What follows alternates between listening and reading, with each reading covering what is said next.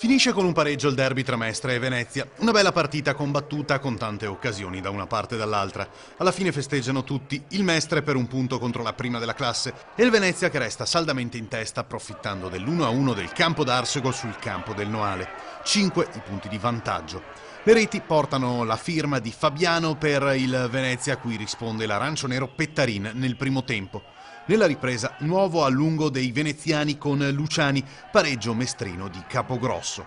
Da segnalare l'espulsione dell'allenatore del Venezia Favarin per una lite con il vice allenatore mestrino Ivan Galante. Perché per loro era la partita del campionato, quindi per noi un po' tutte sono ormai finali adesso da qua alla fine, perché comunque mancano 6 giornate.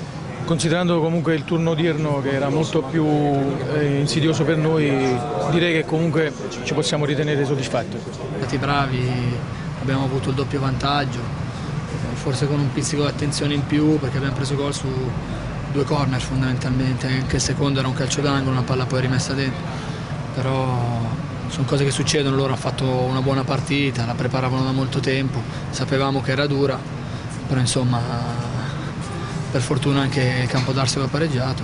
Alla fine della partita il mister del Mestre Tiozzo ha annunciato che il prossimo anno non siederà più sulla panchina arancionera. Società già informata, ha fatto sapere il coach, non ho ricevuto offerte da altri club.